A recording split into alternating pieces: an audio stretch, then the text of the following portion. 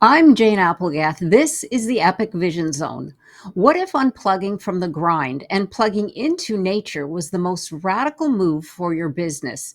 And what if technology wasn't a barrier to impact and influence, but the bridge to a deeper connection and sustainability?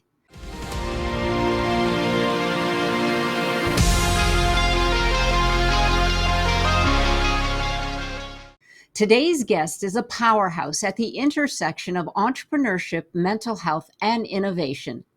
Amity Cooper is a visionary leader who brings over 20 years of entrepreneurial experience, from designing handbags to crafting gourmet chocolate. She's not just a business builder, she's also a trained mental health professional, an equine-assisted psychotherapist, author, and a certified Lifebook facilitator. Amity is on a mission to help therapists, clinicians, and purpose driven entrepreneurs grow thriving flow state businesses by merging emotional resilience with smart strategies and innovative technology. She's the force behind Virtually Unlimited, the Healing Entrepreneurship Summit, featuring keynote speaker Mike Michaelwitz.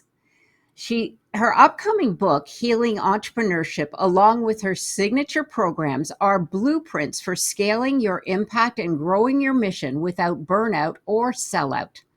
In short, Amity empowers professionals to align purpose with profitability and build sustainable careers that heal, uplift, and last.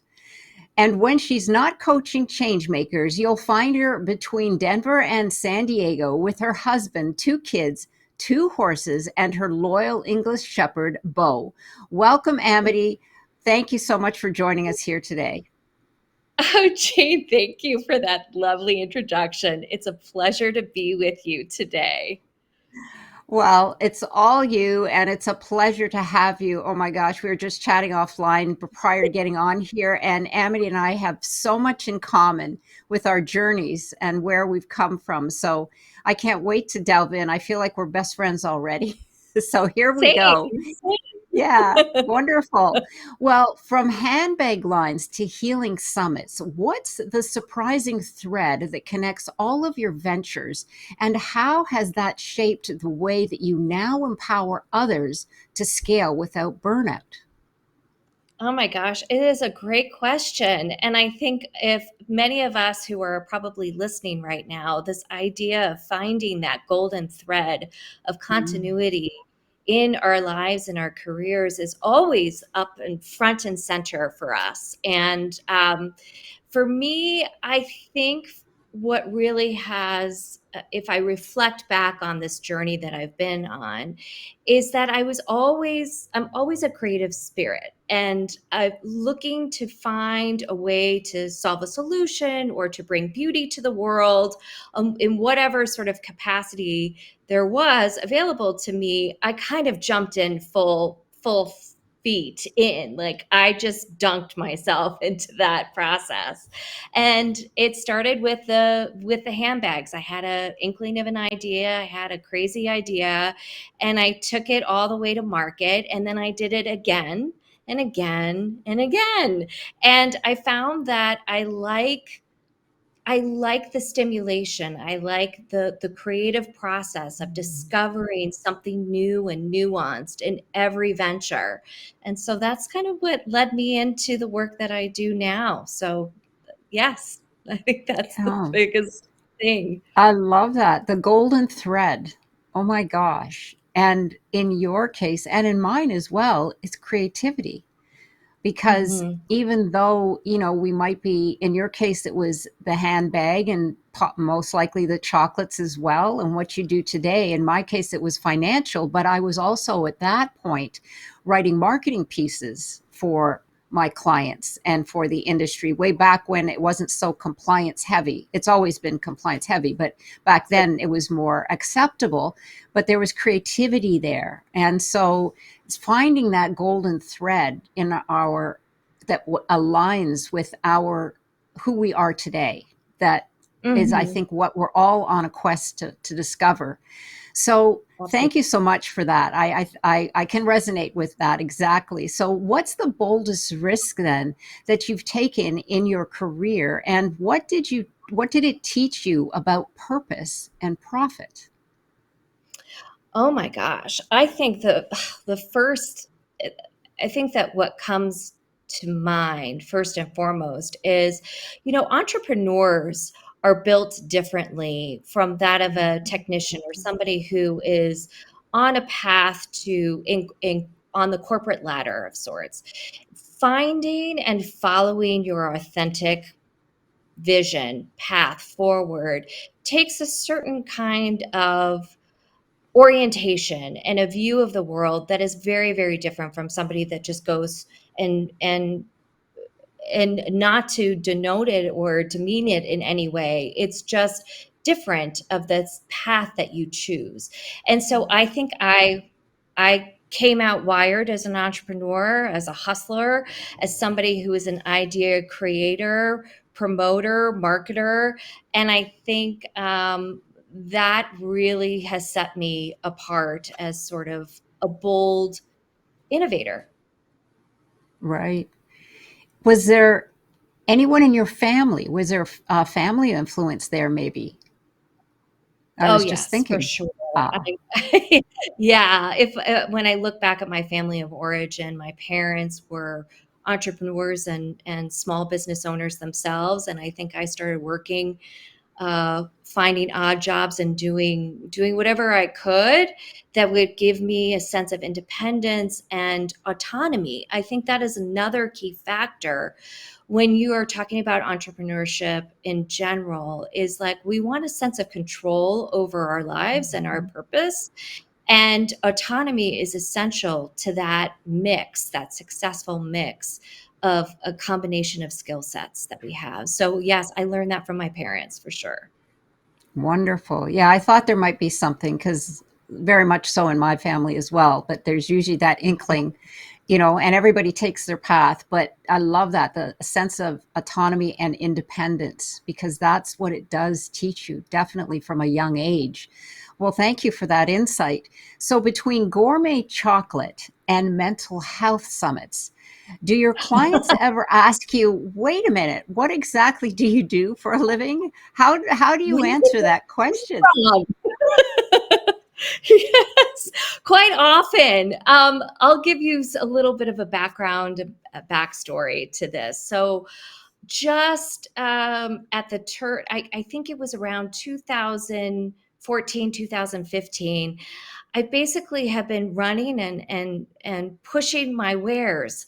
I had created this luxurious gourmet chocolate line, and I was selling out to different hotel and hospitality venues. And I just hit a wall. There was a point where in manufacturing, and maybe to some of you, you can relate to this, you're only as good as your next factory. And on one day, on a Monday, I woke up knowing that I had a factory to produce my product. And then the Tuesday, the day after, I found out that I lost my factory and therefore I didn't have a business anymore. And that hit me like a ton of bricks. And it sent me on this journey of going really deep down into myself, a dark night of the soul, as we refer to it.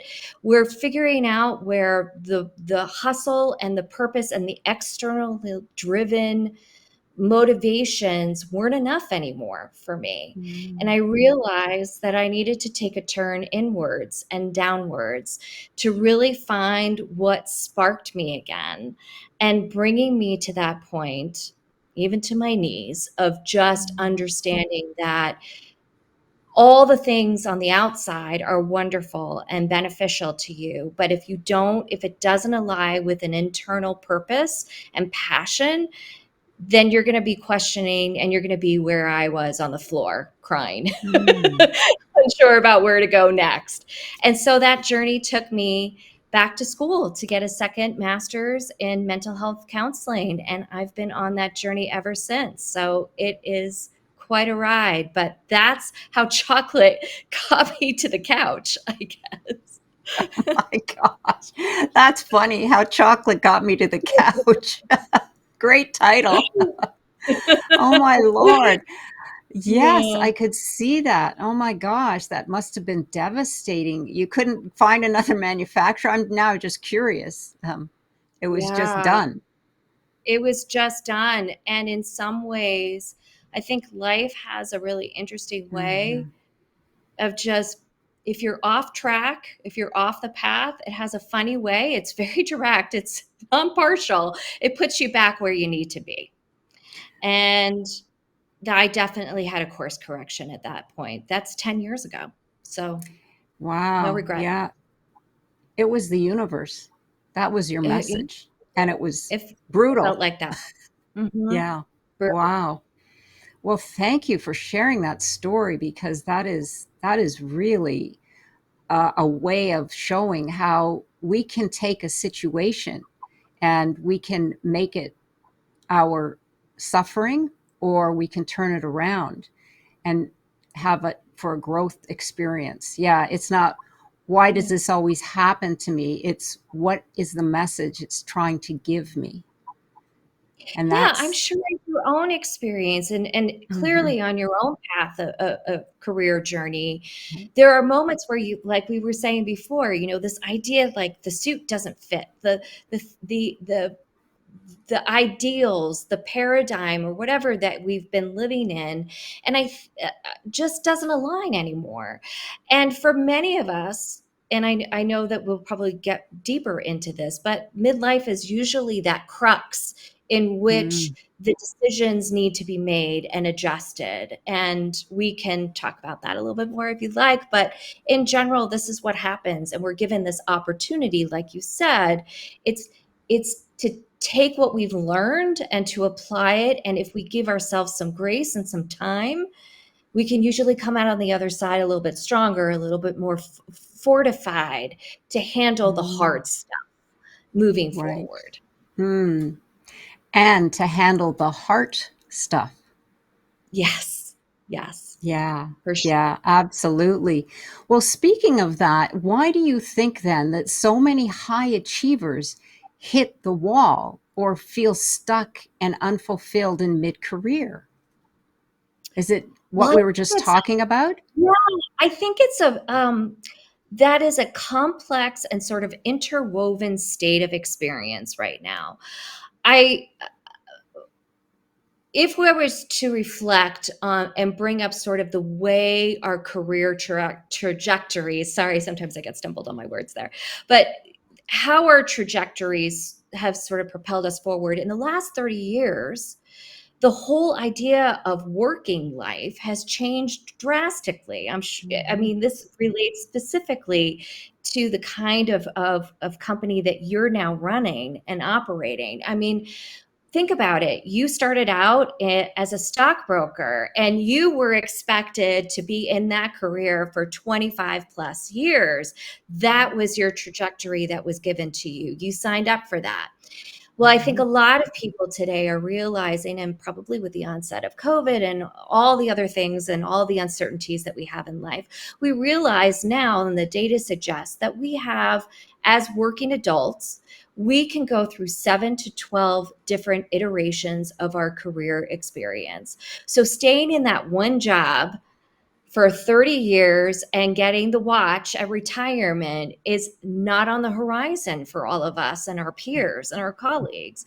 And so I think when you think of that, and then you think about all of the opportunities of being able to manifest and set your own career path according to your own rules, has changed the landscape Mhm. dramatically. And I think I might have gone off target here, but we'll go back and tell me again, what was the question? No, no, absolutely. Why they hit the wall, but you didn't go off target. It was really, about why they get stuck, and because they, like, I do agree with you that COVID availed us time and space that we never would have had. And a lot of people did change their careers. A lot of people did quit their jobs. And not just because Oh, they were mandated to go back to the office, but a lot of them reflected on, wow, I feel so different not having to go to the office, or not having to deal with the stress that goes with being in a, an environment. There's energy all around. It could be good or bad, but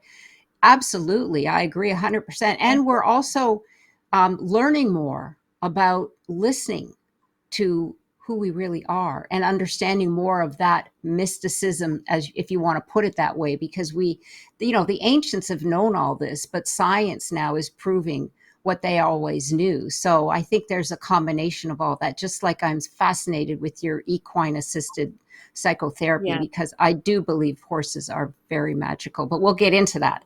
So we will get that. absolutely. Yeah. So then So how do you go ahead?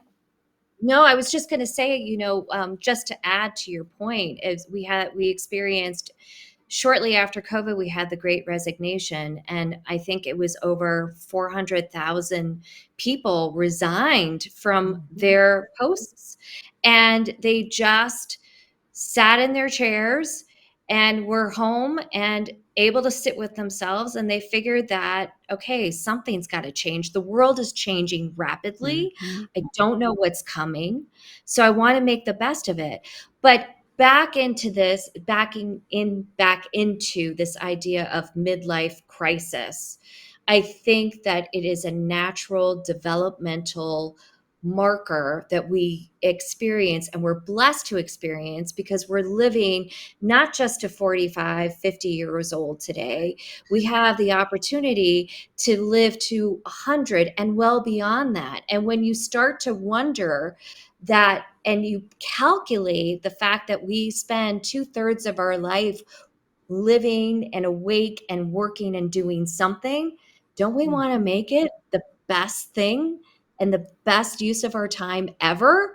So I think we're at this amazing inflection point of having access and abilities to really manifest and create our own life's vision every day. So yeah, I think this is what we're heading into, and I think it's extremely exciting. Oh, yes. Yeah, I think we're there for the most part. We're just learning by leaps and bounds now of what can be possible. And we'll get into Yeah. that, because also well, my next question then is, this is perfect. How do you help then your clients pursue a mission-driven work without burning out themselves? Yeah.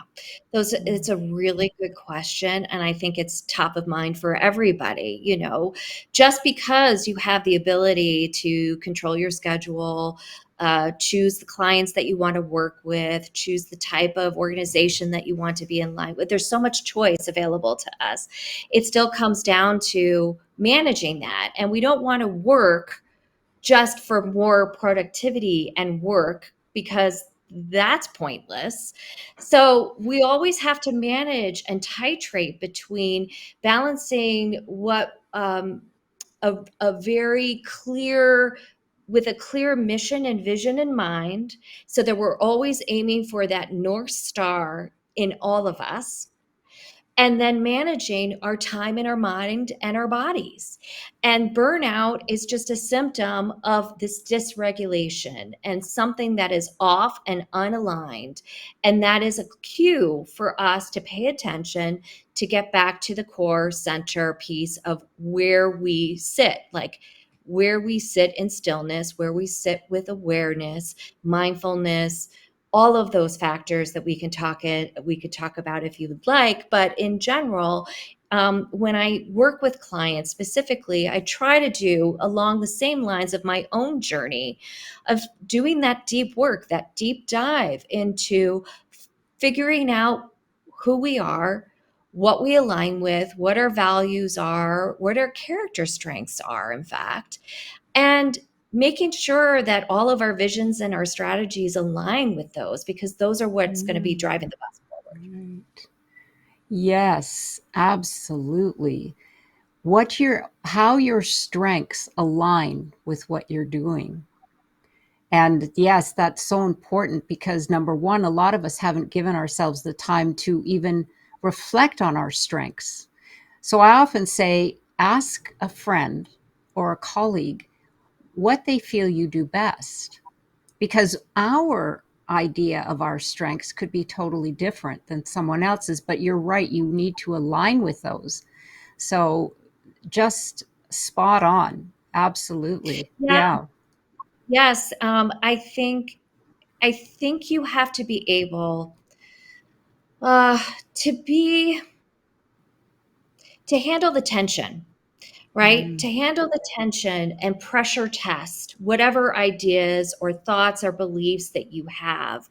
And we can do it with ourselves. We can question, we can journal, we can do all of these sort of tasks to kind of get clear and get focused on ourselves. And that's really allocating deep focused work time for those thoughts and for those imaginations to come to the fore, right?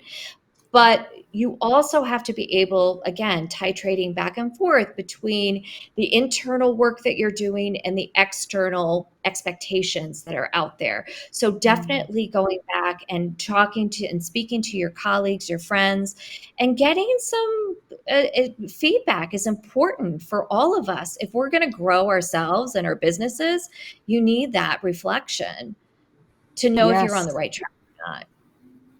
Yes, that it's so helpful. And It often is. we forget. We just keep going through, marching through, yeah, like we all have in life. Well, briefly then tell us. I'm really curious about the Lifebook framework and how it helps professionals design successful careers that align with their aspirations and their best life. I would love to talk about Lifebook. It is a game changer for me. And it has been for me and for thousands of others who have applied it to their lives. So I discovered this system uh, short just when COVID had kind of hit. And it is hands down for me um, the best open system to sort of analyze and look at your life across not just a simple 4 to 6 domains, because that is the typical assessment that we do on well-being and in general. We look at our relationships, we look at our finances, we look at our careers, and we sort of like map out a life vision or a goal for ourselves. But it's really surface oriented. And what I found when I was going through my clinical training is that the career coaching and counseling world was sort of lacking in this advancement and this way of sort of unpacking not just these 4 to 6 domains, but actually looking across your life spectrum across 12 domains that the Lifebook system provides.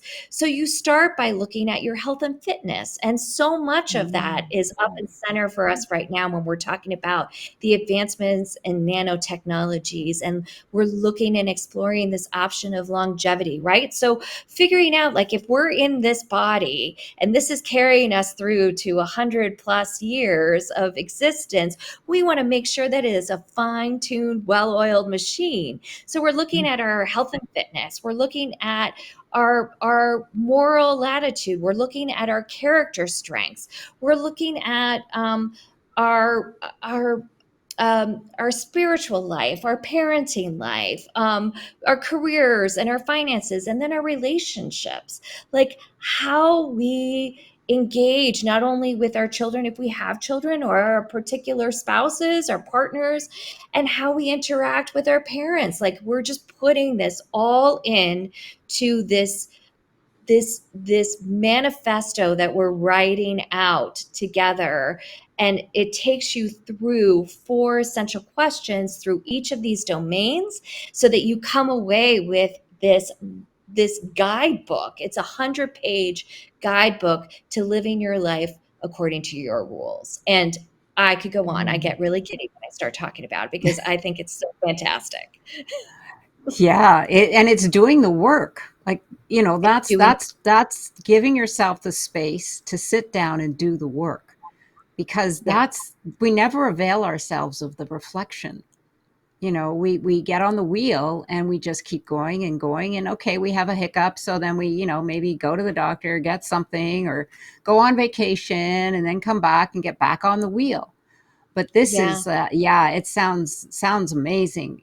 But thank you for sharing that, and I'm sure others can look into that more deeply, and certainly we'll have information when we finish this. So now, Thank technology. What do you you. advise to reduce technology overwhelm, especially for clinicians and the heart-led professionals? How can they scale and not feel that they're losing that human connection? Because I know that's a big A big fear. piece. I don't like to use that word, but I think it really is. There are people who are embracing technology, and there are people who are fearing what's coming.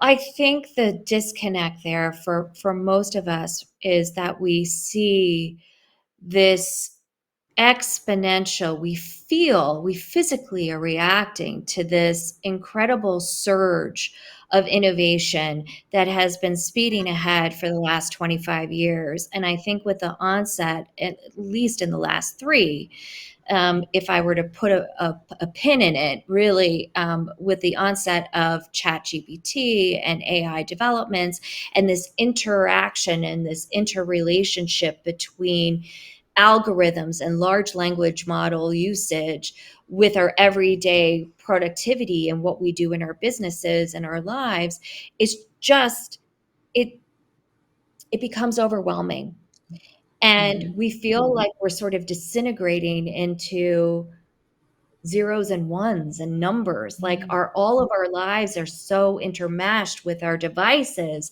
that we just don't feel like we can get a separation from that, and it feels like we're being overrun by that. I don't know if that's true for you or in your experience of how you're interacting with your own clients and so forth, but like, this is sort of what I am taking in, working with my clients and the work that I do. And so it's really important that we give ourselves some grace here, pull back, and realize that technology is and should be our co-pilot, and it should be referred to as an assistant. It is not going to overrun our lives unless we let it. It is there as a tool and a mechanism to catapult you onto this next level of giving, of impact, of influence, of authority.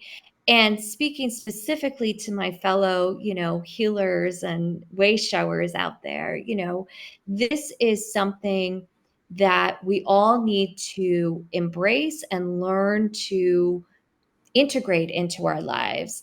And it is very possible. You're not alone out there. It is possible to make this happen. Yes, absolutely. And I understand that the overwhelm, and that's usually because we try to take on too much. There's so many things to learn. And just within, there's ChatGPT, but there's so much more that ChatGPT can do and edit.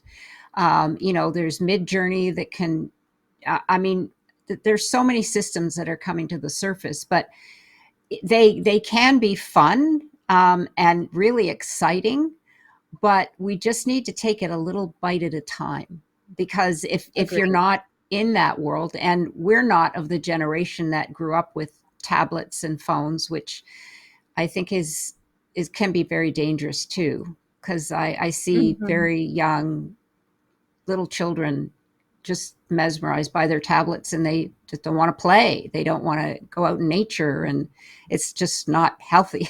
It's a Yeah, I strange think it's world. always in moderation, right? Yeah. Look at this. We're having a conversation. We're in two different states, and like, this is an amazing advancement. And I can speak from my own industry. This has been my lifeline for my clients and coaching clients. Like, to know that I can reach across the screen, and instead of being knee to knee, I could be screen to screen with somebody, is an incredible feat. And I think, where we have to balance that is just taking a pause and just realizing that we're in control of this, and we need to be part and at the table with all of these new technological companies that are coming out, and they're creating amazing software tools for us to use. But if we're not involved in that as a co-creator and in that co-creation process, that's going to affect us. That's going to be detrimental to the way we work and function in the world. So I would encourage everybody I'm advocating for us to really, like, if you're questioning and you're struggling and you're looking for answers and looking for connection, then I would start being the advocate that you are, and speaking up and getting connected that way, Yeah. so we can Yeah. all be a part of the process. Yes. Yeah. Well, that's what you said, embracing it, because it's here to stay. And it's growing exponentially. They say that it's actually doubling every 3 months, but some individuals say it's actually even more than that. So whatever it may be, it's here, and I do love it. I mean, I need to learn more, but that's all the whole thing about it. I always say approach it with a sense of curiosity. Like, Yes. curiosity is that's what life is all about. Being when you're a child, you're curious about the grass growing, about flowers, about the simple things, or you could be curious about the phone that mommy's holding. But Yeah. whatever. But they're not afraid. They're curious, and they're like, show me, what is it, Show me. why. Yeah. Yeah, show me the good So stuff. true. I Yeah, think the so reminder here is that, really, even though there's this long chain of technology that's out there, there's always a human at the yeah, front door. You know, it always requires a human touch. And to align, to question, to check, to double check, to triple check whatever is being produced out there. You again are driving the bus here.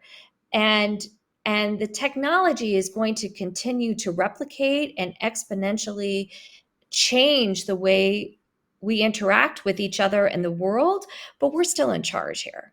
So yeah. I'm a cautious optimist, let's say that, Yeah, when I it love comes to it. I technology. love it.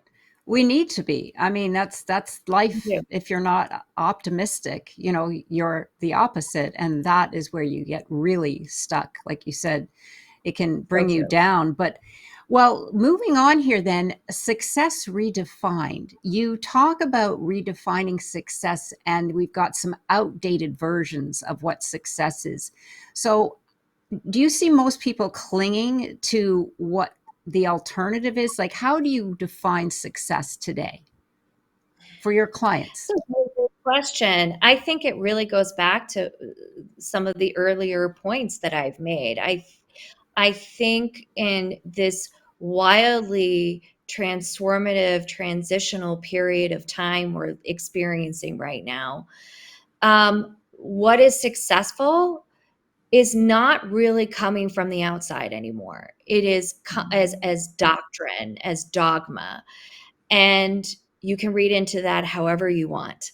But I really think that success is determined from the humanistic, from the human individual side of point of view, and that I'm not the one that is going to tell you how you should live your life. The reality is that you determine your own fate, and you have the power to decide how you're going to live in life, and the rest of the world will figure out how to deal with it. So Right. I success is internally driven, period. Yes. And the question is, what story are you telling yourself about that success? In other words, is it rooted in a monetary result, which in my day, my upbringing, it was always associated with the paycheck or with the Right. commission check.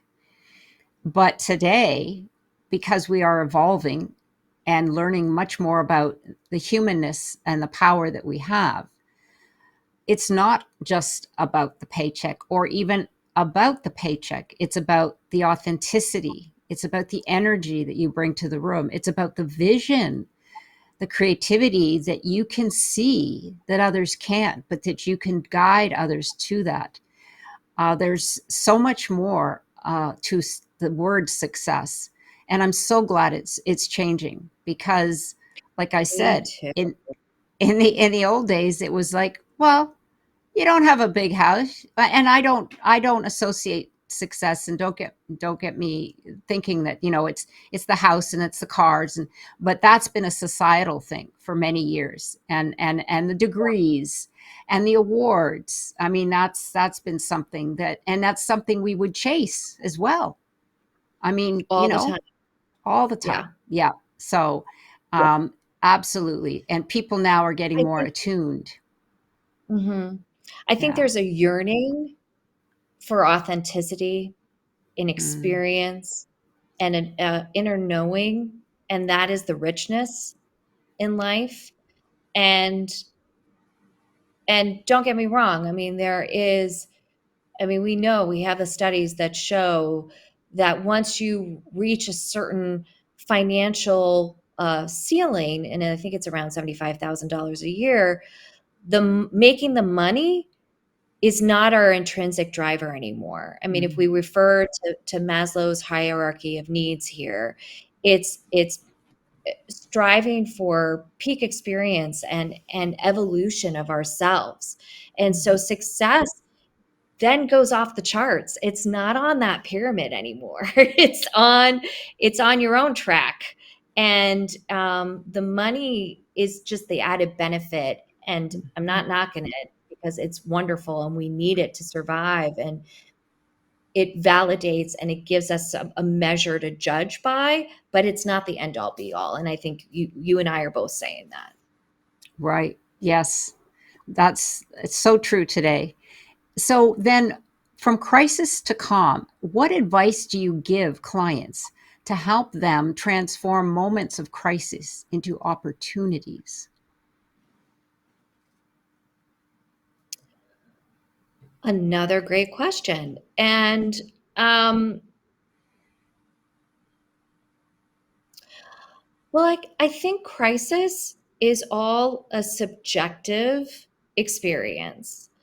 And what things do you have in your arsenal, in your toolbox of tricks or trades or whatever that you feel like you can turn to over and over again, that there's some reliable ways in which you can deal with the uncertainty, which is, at least we know that we can always be certain that there's uncertainty in our lives, and that moments of crisis, flare-ups, activations, triggers, or maybe complete meltdowns, that Mm. you feel that you have some sort, that you can turn to yourself and you understand your first principles of how you orient in the world, that you feel like you can do the hard things, for example, that you can talk to, that there's self-talk, there's ways in which in the positive psychology spectrum that you have these go-tos to identify and deal with the hard thing that comes your way. And on the other side of that, I personally sort of talk about this with my clients and the work that I do with the horses, is that you have to, when you're faced with an obstacle, figuratively or literally, it is about pushing forward so that you can go through and out on the other side, and that is, on the other side of that is where you're going to find calm, a sense of peace, and that you can look back and you can say, gosh, I did that. I made that Right. happen. I proved to myself once again that I can do the hard thing to get to the Right. other side. Right. To know that there is light within the Yes. darkness. Yeah. Yeah. Yeah. And knowing that, and just keeping that rooted in your awareness, because I know how overwhelming it can get. And that's when you can spiral. But then, be aware that yes, there is something else here for us. It's just that right Yes. now you're not seeing it. But yeah, Right. yeah, that's really great And I advice. think it, And go ahead.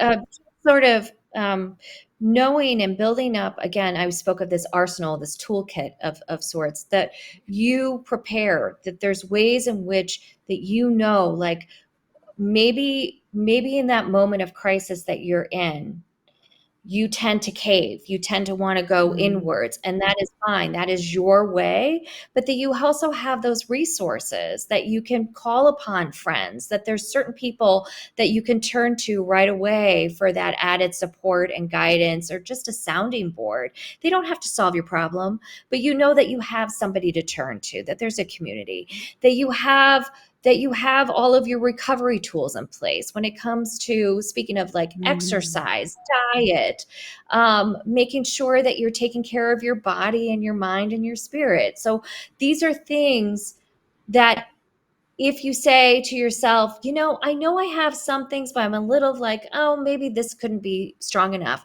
I'm going to recommend that you go out and you literally make a survival kit for yourself and you put in a box all the things. I'm a Reiki practitioner as well. And so I do a lot of work with my stones and my pendulum. I spend a lot of time in meditation because it grounds me. I know that that works for me. You have to figure out what works for you, but know that you have right. your toolbox ready to go in those Mm, moments. yes. I love your survival kit. It's build your arsenal before the crises so that when you need it, it's there. Yes. Yeah, just be prepared and do it when you're in a state of calm. Yes. Dr. Joe Dispenza always says that, why wait? Let's build it now. And that those are always tools that you can go to, whatever it is that you're, even if you have a bad meeting or, you have a big disappointment, you've got your arsenal and you can go to that. Even mentally, you could go to that. So it's shifting that. But if you didn't practice, like I always say, life is a practice. And if you didn't Oh, have that as a practice, then you wouldn't know to use it. Yeah. So beautiful. yes. Thank you. Yes. Well, this is perfect segue into our next question because you Okay. offer intensives at your ranch in Colorado, which sounds, by the way, absolutely fabulous.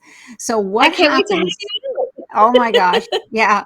I'd be there in a nanosecond. We're at like 100. We're going to 111 this weekend. Oh, Oh my goodness. I Oh, know. Well, this is our oh, winter basically. So, right. what happens then when people step out of their routine and into an open space for growth, and how is science backing this up? So, tell us what goes on there, and I'm assuming that you're using your horses there. Yes. Okay. First off, horses are magic. And I know. nature is the panacea for life's ailments.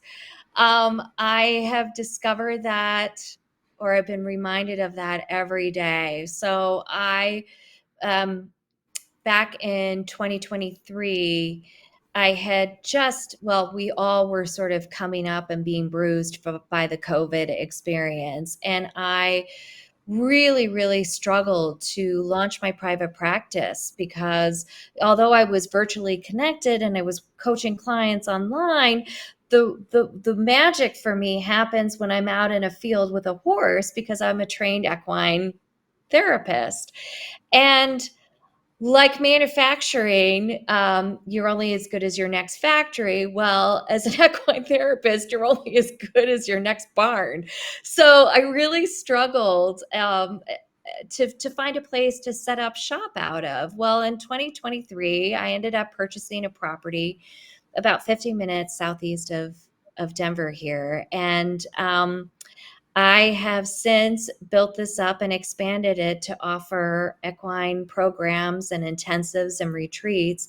And Mm, this idea of welcoming and inviting and sort of um, reintroducing our inner natures with our outside landscape is sort of the key here. And that I Mm. find that studies, well, numerous studies for the last 30, 40 years, probably studies as old as dirt at this point, have gone back and proven over and over again that nature does the body good.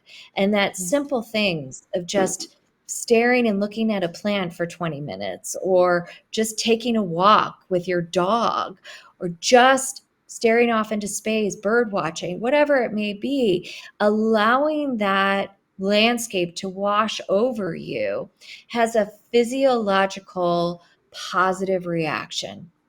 And that regular interactions and interventions with nature, if I want to get clinical here, have the same, in clinical studies, have the same positive effects as a traditional SSRI medication. Mm. So I know I'm probably blowing smoke to a lot of people, and I could be challenging the status quo here. But I think that a lot of our challenges and our anxieties and our fluctuations between anxiety, depression, and trauma and all of it can really be handled and dealt with. And I'm not saying that we don't need medications and interventions as such, but it's available to us. We don't need to pay for it. We can just walk out our doors and have that experience. And it's so grounding, and it's widening, and it's just an added benefit that I get to do it with my co-partners and my horse herd every day. So, Mm. I love that. Yes, I have read recently that just putting your feet on the grass, because the earth emits energy. And I'm a yes. believer that we're all an energy source, as is everything. And also hugging a tree. I mean, you Yeah. always heard about tree huggers, but that was back in the day where, oh yeah, those people, they're nutty. I'm one of But those now they're, people.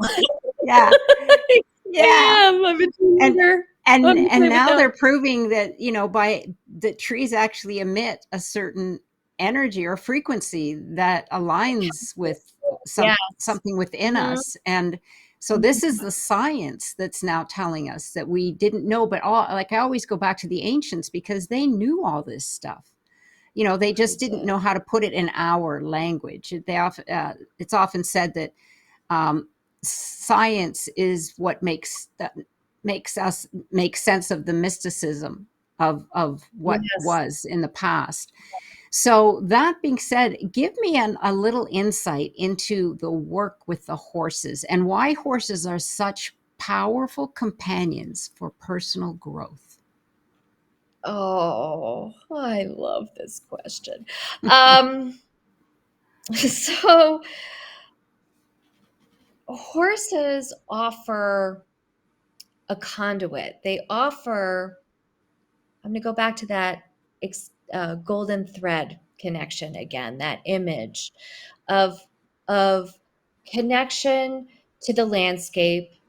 Um, Working with horses is a nonverbal activity.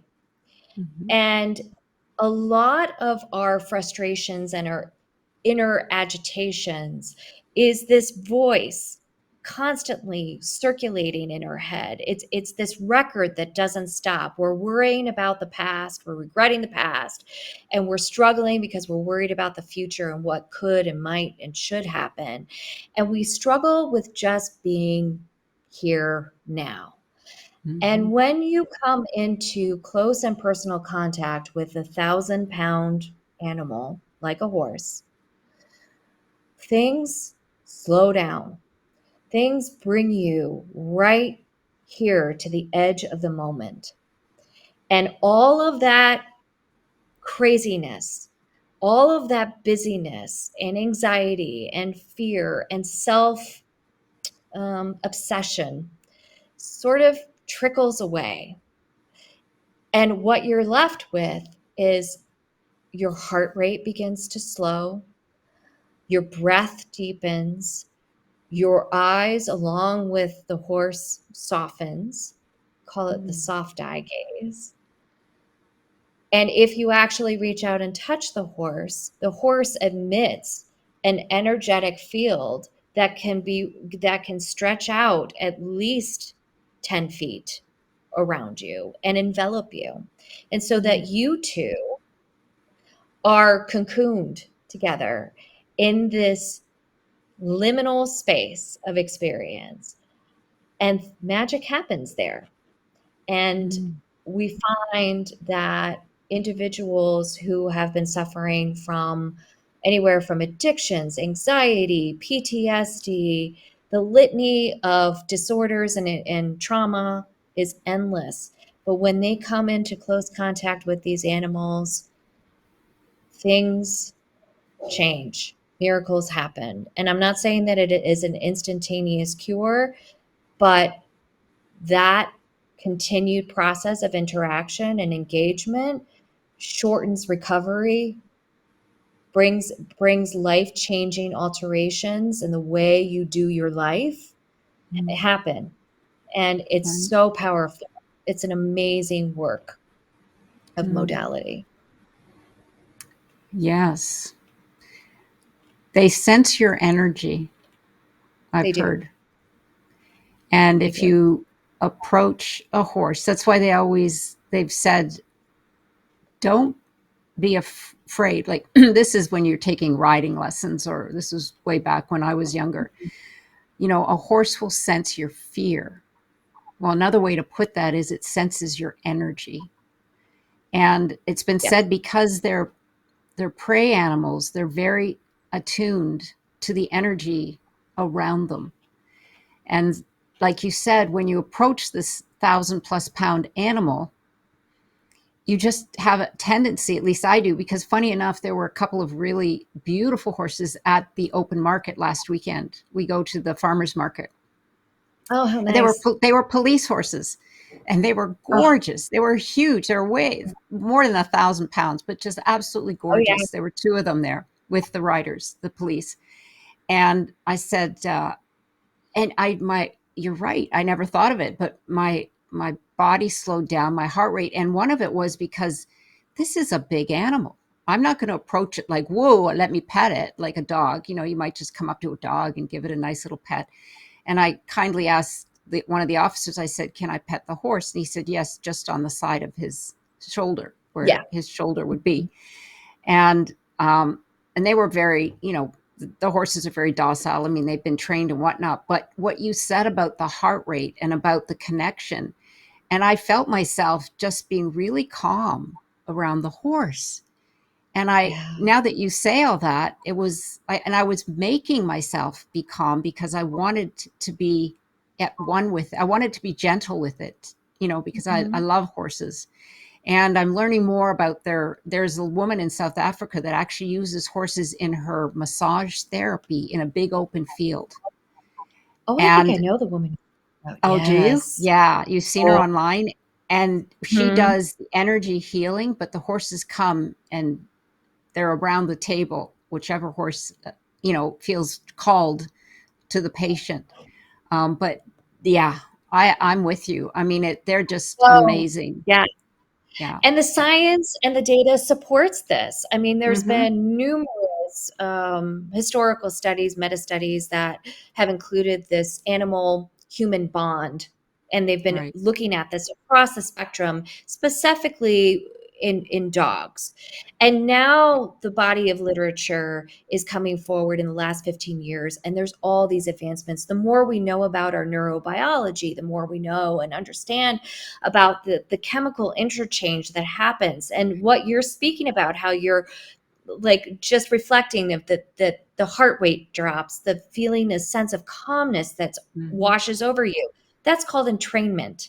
And that's Mm-hmm. where our energies intertwine with one another, and it creates that third thing of peace, of calm. Oxytocin is released. Mirror neurons are actively at play here. And all of this encompasses us, and our feelings and sense of wonder and awe are aligned and sort of sitting Mm-hmm. right beside this peacefulness and centeredness of mindfulness, mindful awareness that Right. we are possibly part of the herd here.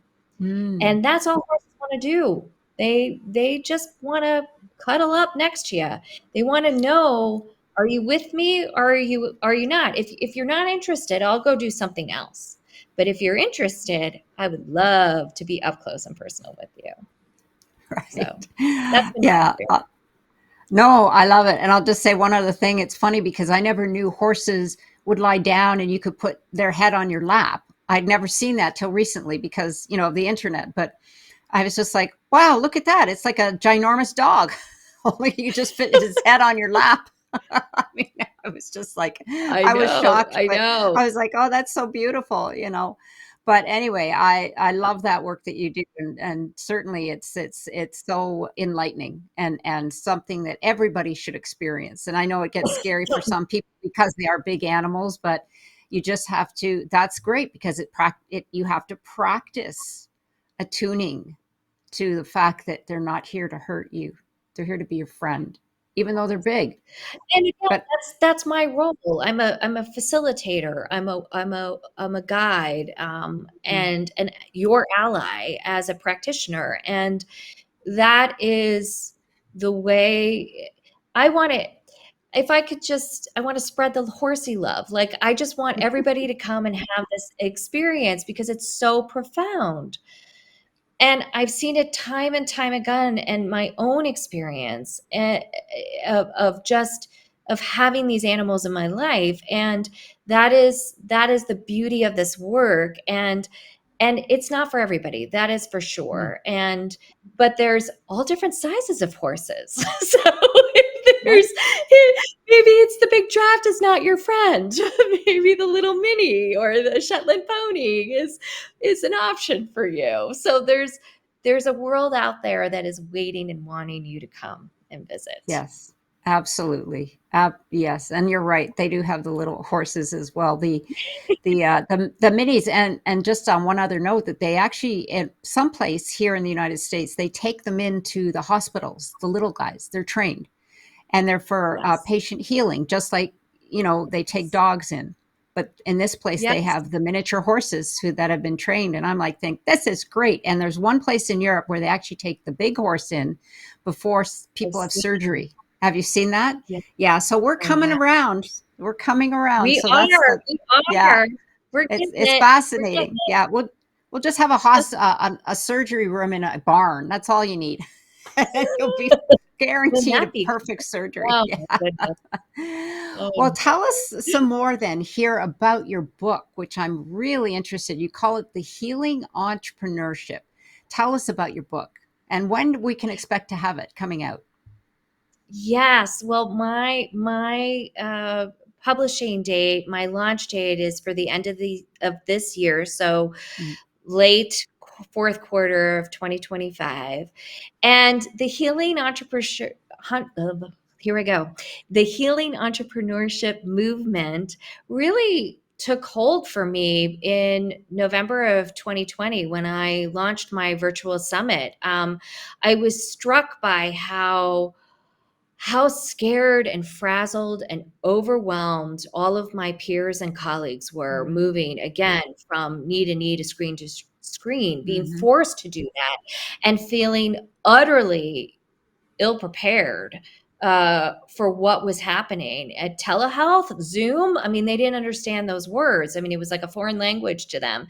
And with my background in business, I just have been online and working remotely for a very, very long time. And so it seemed like old hat and second nature to me. But it was clear that my friends didn't know what they were doing.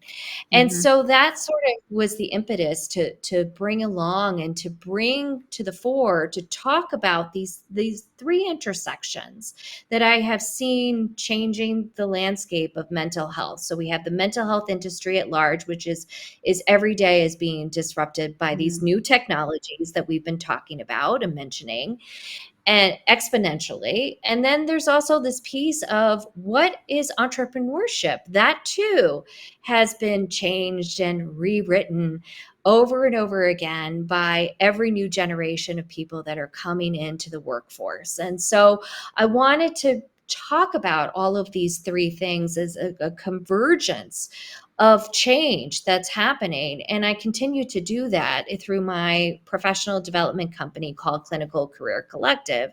So that book is really just the way that I have been processing and sort of integrating all of this new research and discussions that I've been having with Mm. entrepreneurs and tech innovators and mental health professionals for the last 5 years. Mm. Wow. It sounds like a first edition. I mean, because it's got to It be sure more.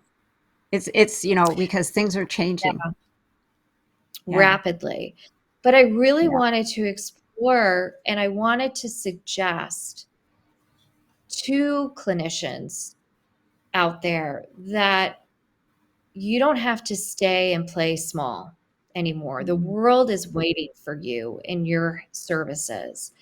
And these technologies can be your catalyst and friend so that imagining your 21st century practice isn't just relegated to just maybe 30 clients at max a week, right? Imagine now with the onset of clinical avatars and chatbots and digital products that you can put out and running courses and collectives and so forth, you can have a far-reaching effect that will span to hundreds, if not thousands Mm. of people. So you can expand your reach. And this is what people need right now. And I keep getting on my soapbox, trying to rally the groups to get on board here with me and to realize that your business is your best way of being in service to people. Mm. So that is really what is a motivator for me. And the Mm. book is another aspect of that. I love that. It's your business, like you said, is the motivator, but the technology is the one that can spread it for you. It's the Yes. one that can give you the greatest impact Yes. because of its reach. It's global. It's like you said, I've interviewed people from all over the world, because of Yeah. technology. Yeah. And I Yeah. didn't, I mean, it would be nice if I could sit with them and have a real face to face conversation, but this is the alternative. And that Amity, that's going to be huge. And it's something that Yeah. it's your wheelhouse, but it's something that others need to, because you get immersed in your business and your business takes up your bandwidth. And then it's like, now I have to learn all this technology, but if you can put it in a way that's easy to understand and simple to apply, I mean, that's gold. I mean, because that's where we're Oh, headed. Yeah, really. I love yeah. it. I Uh, appreciate that because it's true. It's true. mhm. And if I can package it and explain just clear steps of like, okay, we know that AI is everywhere, right? We know this, but if we could just bring it down to the actual practicality of applying it in our businesses and with our clients, it is a game changer. It Yes. will change the dance of how we deliver mental health services and our products and the way we do business in the world. Yes, yes. I love it. I'll have to have a call with you. Definitely. Sure, tell Seriously, me any. I get into overwhelm. I'm the opposite. I'm curious, so I want to know everything about all of it. And it's like, okay, I can't, no more room left in my brain. It's just like, Yeah, slow down, Jane. But that's I fabulous. get I love it. Well, here's one question that I have for you. If someone is listening and they are at a career crossroads right now, what's one question that they should be asking themselves but aren't?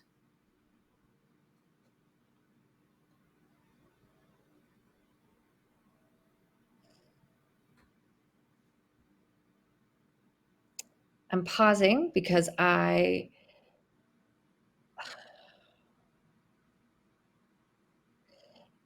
feel like you have to do that stress test. Mm. Like you're at a career crossroads, but what brought you to that crossroads? And I would say that you need to spend some time with yourself give yourself a weekend of no distractions and just start asking yourself those questions about what brought you here so that you can make concerted, educated choices moving forward. I don't have I truly do not have a cookie cutter answer for that question because it is I can what I can offer is that I can appreciate and I can empathize that it could be a possibly very scary point Mm. of time, and that this is you're given an opportunity to do things differently, and you got to figure out what that different looks like for you. And it usually Mm. starts with an introspective deep dive into your first principles, what makes you you, what drives you forward every day, what your non-negotiables are, and what those filters are for your life of how you make your decisions. Mm. You know what popped into my head? What is my opportunity here? It just Mm-hmm. flashed into my mind. Yeah.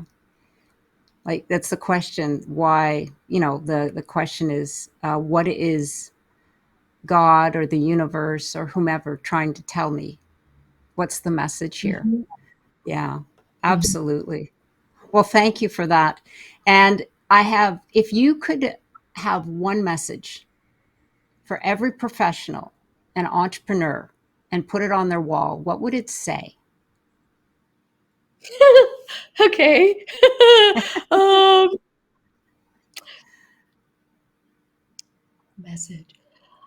Um, I'm going to go back to the world is waiting for your gifts. Hmm. So what's holding you back? We're waiting for you. Oh, that is perfect. I love that. And I love that you said we're waiting for you.